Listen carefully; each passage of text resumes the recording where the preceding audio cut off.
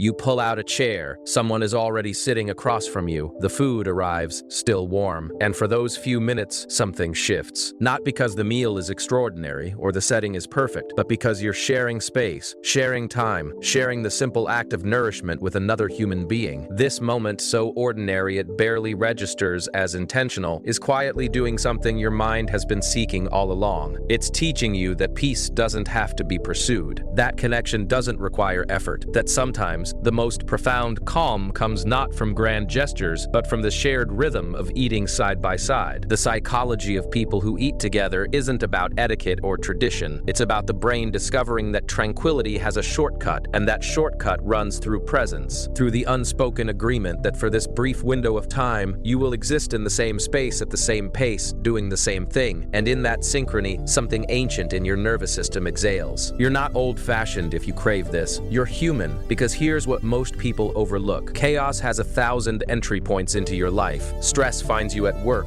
in traffic, through your phone, in your thoughts. But peace? Peace has only a few reliable doorways, and one of them is food. Not the food itself, necessarily, but the three acts that surround it: preparing, serving, eating. When these three moments are done with intention, with others, they become a container for something your mind desperately needs. A break from the noise, a return to something elemental. Psychologists now understand what ancient cultures knew instinctively. Families who eat together report higher levels of emotional stability, not because the food is better or the conversations are deeper, but because the nervous system interprets shared meals as a signal. You are not alone in this. The act of gathering around food tells your brain that you belong to something larger than your own anxious thoughts, that you are seen, that your presence is expected and valued. And when that happens regularly, the brain stops bracing. It stops scanning for the next threat. It enters a state that researchers are now calling well-being through shared nourishment, where the simple proximity of others during a meal acts as a regulator for your entire system. One of the most underestimated aspects of eating together is what happens during preparation. When multiple people are involved in making the meal, something shifts in the emotional tone of the entire experience. The food absorbs the energy of collaboration. It carries the invisible imprint of hands working together, of small negotiations, of laughter over a mistake, of someone tasting and adjusting and asking for input. This isn't superstition, it's psychology. When you participate in creating something that will nourish others, your brain releases oxytocin, the same neurochemical tied to bonding and trust. This is why cooking alone, night after night, can feel hollow in a way that's hard to name. It's not just the solitude. It's that your nervous system knows it's performing a relational act in isolation. The brain is wired to associate food preparation with care, with offering, with the anticipation of someone else's gratitude or pleasure. When that loop is cut short, when you cook only for yourself and eat only with yourself, the act loses some of its regulating power. Modern life has normalized the single diner, eating at your desk, in your car, standing at the counter, scrolling through your phone. And while this might seem efficient, even liberating, the long-term psychological cost is real. People who consistently eat alone report higher levels of anxiety and lower levels of life satisfaction. Not because eating alone is inherently harmful, but because the brain interprets it as a signal of disconnection, of being outside the circle, of not mattering enough to be included in the communal act of nourishment. This is why the trend of solo dining, while sometimes necessary, leaves people feeling restless in ways they can't quite articulate. The meal ends and the emptiness doesn't, because what you were actually hungry for wasn't just food. It was the felt sense of being part of something, of existing in relation to others in the most basic human way possible. But here's the part nobody tells you. The benefit of eating together isn't just emotional, it's physiological. When you eat in the presence of others, your digestion improves, your cortisol levels drop, your heart rate variates in healthier patterns. This is because the parasympathetic nervous system, the part of you responsible for rest and recovery, activates more fully when you feel safe. And safety, for the human brain, is often just another word for belonging. Shared meals create a micro-environment where your body believes it can let its guard down, where it doesn't have to stay vigilant, where it can actually absorb nutrients instead of just processing food mechanically while your mind races elsewhere. The act of serving is its own form of regulation. When you place food in front of someone, or when someone places it in front of you, there's an exchange happening that goes far beyond calories. You're saying, without words, I thought of you. I anticipated your hunger. I prepared something with you in mind. And when you receive it, you're saying, I trust you. I accept what you're offering. I'm willing to be nourished by your care. This is the language the nervous system understands. Not grand declarations declarations or carefully worded affirmations, but small, repeated acts of tending, of noticing, of showing up with something warm and saying, "Here, this is for you." For people who grew up in homes where meals were chaotic or solitary, where food was scarce or laden with tension, the idea of a peaceful shared meal can feel almost foreign. The brain doesn't have a template for it. And so even as adults, when they try to create it, something feels off. They don't know how to sit still, how to stay present, how to trust that this simple act won't turn into conflict or criticism or something they'll need to recover from. But the beautiful thing about the brain is that it can learn new patterns. It can build new associations. And every time you choose to sit down with someone, to eat slowly, to let the conversation meander or the silence settle, you're teaching your nervous system that this too is possible, that meals can be gentle, that nourishment can come without strings. As you move through life, the meaning of shared meals evolves. In childhood, if you had them, they were the backdrop, unremarkable, sometimes even tedious. In young adulthood, they become optional, something you skip in favor of efficiency or independence. But later, often without warning, they transform into something you ache for, a ritual you wish you'd protected, a rhythm you realize you've been trying to recreate in every relationship since. This is when people start hosting dinners, insisting on Sunday breakfasts, organizing potlucks, not because they've suddenly become foodies or social butterflies, but because their nervous system is trying to build what it now understands it needs, a table where people return, where presence is assumed,